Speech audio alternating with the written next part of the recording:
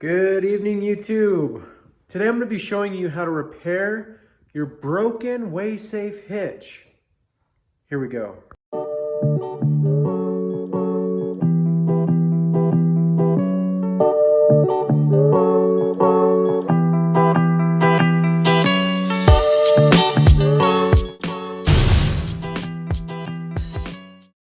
Alright, well, I bought a WaySafe hitch. Great hitches, great advertising, all of these great things about them, but are they really that great? For those of you that aren't sure which one I'm talking about, you know, the one looks like this. It's got the scale in it, super cool. Well, turns out mine actually broke the first week I had it. Now, this hitch in particular says that you should be towing around 10,000 pounds. In total, that does not mean tongue weight, for those of you that aren't sure. But anyways, I honestly was towing much more than that. I actually do landscaping for a living, and I was hauling probably close to 15,000 pounds, maybe 15 or 17,000 pounds.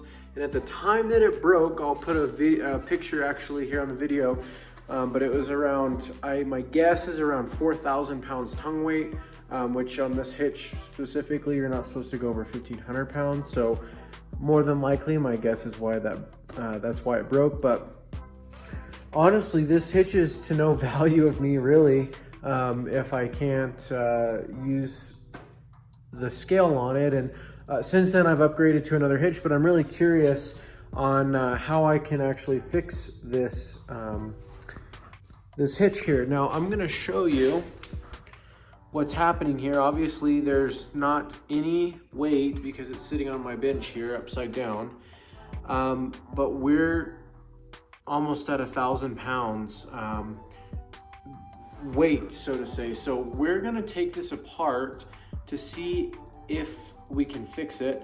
I've actually am not sure if it's possible, but I figured, hey, let's give it a shot. So here we go. Some of the tools you're gonna need to do this is an 11mm box end wrench, or actually opened end wrench is what you'll specifically need. And also an Allen wrench. This one happens to be 1/8 inch. Obviously standard. And the Allen key is gonna take out this plug here in the back. And your 11mm wrench is gonna be spinning this nut, which actually spins the entire gauge and allows you to pull it out. So basically, you're going to, with the WaySafe hitch upside down, so if you look, we've got the insert here, and you've got your nut in here. We're gonna be spinning it basically righty-tighty. We're going to the right. And this is gonna spin the entire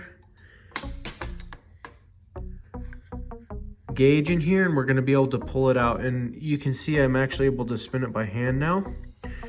This is filled with fluid, so we're gonna lose some fluid here. So I'm gonna pull this gauge. Now that I've loosened it up, directly out the front. Now that it's loosened up, it might need to go a little bit more. Okay, I think it's out. All right, so you can see I'm losing, obviously probably hydraulic fluid here. It's running out the front, so do this where you're not gonna ruin anything.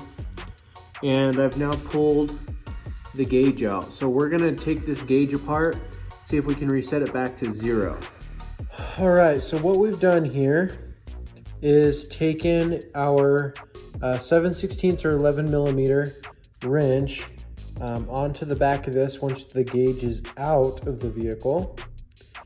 And I've held the outside of this with channel locks and basically spun this nut counterclockwise until we bring this gauge back down here to 0. Back to 0. I've added some Teflon tape so that we've got a good seal going back in. There was some type of Teflon or some type of small seal at the end of this. So we definitely want to make sure that that seal is renewed. We don't have any leaks, being that this is basically a hydraulic system. So I've got this back to zero. Again, Teflon tape, and we're gonna install this back into the hitch. I do have it upside down here, but we're gonna go righty-tighty, basically putting this gauge back in here. And I'm going to start it with my fingers. And once I've got it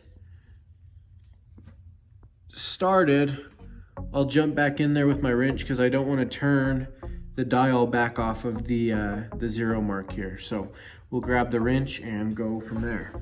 Again, this is an 11 millimeter or 7/16, whichever one you choose. I have to go a little bit further by hand so that the nut shows down here in this hole. And again, the reason I'm using the wrench, it's still easy to turn by hand, but I don't want to, I basically don't want to spin that again off of the zero mark. And more than likely, as you're putting this back in here, you're probably going to need to switch the wrench around each time, meaning I'm flipping it, and gives you a little more reach each time as you pull it all the way down. And we're starting to get tight, so as that happens, I'm going to come back around here. We want to make sure that we get the gauge level, which again, the whole system is upside down right now.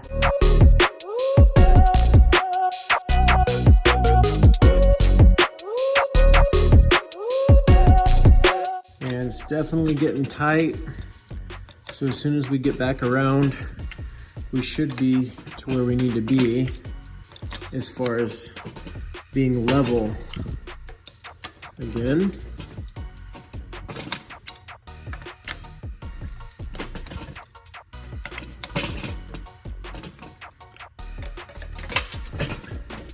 And we are basically level about right there.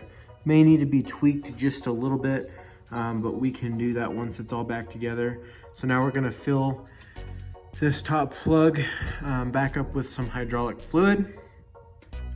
I just so happen to have a bunch of basically John Deere equipment and stuff, so I'm gonna use some of the John Deere hydraulic fluid, but you can use pretty much anything I would imagine would work fine in this, even if it's, you know, just your generic tractor supply. Hydraulic fluid, I would assume, would work just fine. This is all trial and error here, but I wanted to capture everything on video and let you know that there's still hope if WaySafe doesn't want to fix this for you. WaySafe's fixed. We're back at zero here. Underneath, we have our pin back in. We're filled full of fluid.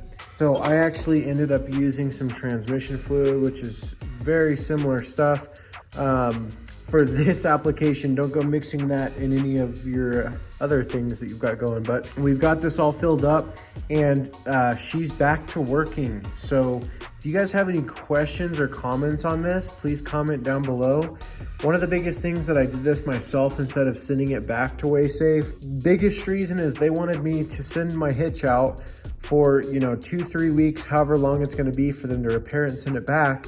And I use this hitch every single day. So to be without a hitch just kind of isn't an option. And so I did call them and reach out to them, and that was kind of the conclusion, and it just wasn't going to work for me. So I ended up going in a different direction on hitch. And if you guys are interested in that, I will get a video and review of the hitch here soon if you guys are interested in that I ended up going to. However, this I'm probably gonna, you know, sell. So I wanted it to be fixed for the next person that ends up using it. So if you guys have any questions, again, comments, please leave them down below. I don't think that the WaySafe hitch is a bad hitch for those of you that are wondering or considering buying this hitch. I do think that it's a good hitch if you're hauling, you know, 8, 9, 10,000 pounds regularly. But if you ever go over that amount, I have a feeling this isn't gonna hold up. And so, you know, if you haul, you know, 9 times out of 10, it's a load that's 8,000 pounds, but then you go to a heavier load than that, I highly recommend going in a different direction as far as your hitch goes, just because, you know, that one load could cause this to, you know, break, whatever the situation might be. I don't think there's an issue of the integrity of the hitch itself. I have seen a lot of people, as they use it over time, the aluminum starts to get pretty wallered out, and so you get a lot of hitch play. But again, if you're just a weekend, you know, towing your boat or your camper or whatever it might be, and it's you know, a lighter 8, 9, maybe 10,000 pound load, I think you're good to go with this hitch. Again, I definitely don't recommend it if you're haul heavy loads daily, or even occasionally. I don't recommend this hitch. Again, questions, comments, concerns, please leave them down below. I'm happy to answer any of them. And thanks again, guys.